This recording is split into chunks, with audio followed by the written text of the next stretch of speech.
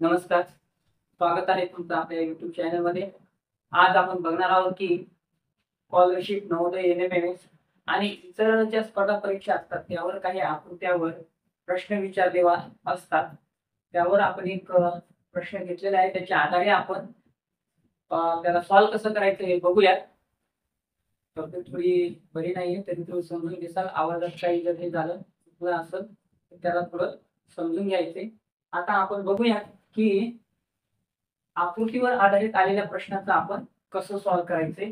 तर बघा, आकृतीतील कोन AOB, POC, कोन COD आणि DOE याचे माप अनुक्रमे कोणते आहेत म्हणाले तर ABCD आपल्या चार पर्याय दिलेले आहेत।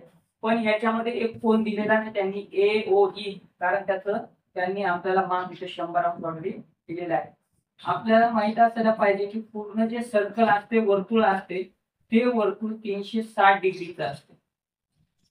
म्हणजेच आता आपल्याला काय करायचे की वरील 4 मधून तसे 5 कोन तयार झाले, वरील 4 कोनापैकी आपल्याला 100 अंशाचं माप ऑलरेडी दिलेलं आहे। तर आपण बघूया की काय होईल। तर सगळ्यात अगोदर आपल्याला काढायचंय 360 अंश मायनस 100 अंश किती राहणार आहे, 260 अंश आपल्याकडे इथे शिल्लक राहिलेले आहे।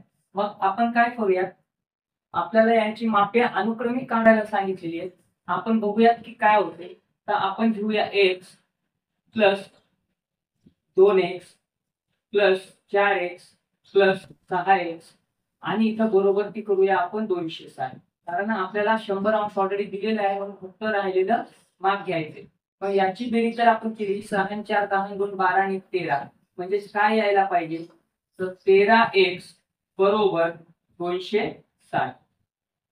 म्हणजेच x बाहेर आला तर वरती राहील 260 आणि खाली 13, तर पूर्ण येते 13 एके 13, 13 दुने 24, म्हणजेच काय येईल 20 अंश।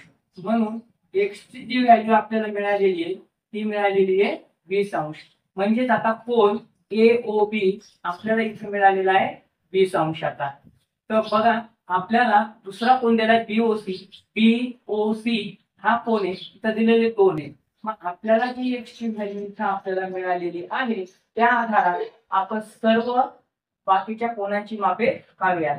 बघा, दुसरा दिलेला होता तर 2x बरोबर 2 गुणिले 20 बरोबर 40, त्यानंतर दिलेला आहे 4x म्हणजे 4x बरोबर 4 गुणिले 20 इथे येईल 80 आणि नंतर दिलेला आहे 6x म्हणजे 6 गुणिले 20 120 अंश।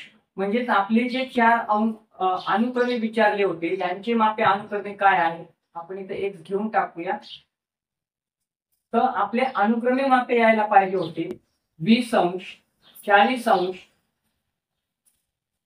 60 अंश आणि 120 अंश, सॉरी 60 नाही 80 पाहिजे, 80 अंश आणि 120 अंश। तर यावर आधारित आपण जर बघितलं तर आपला पर्याय नंबर 1 हा आपला पर्याय बरोबर असायला पाहिजे। तर तुम्हाला जर हे आवडलं असेल तर लाईक करा, शेअर करा, कमेंट करा आणि माझ्या YouTube चॅनलला सबस्क्राईब करायला विसरू नका। धन्यवाद।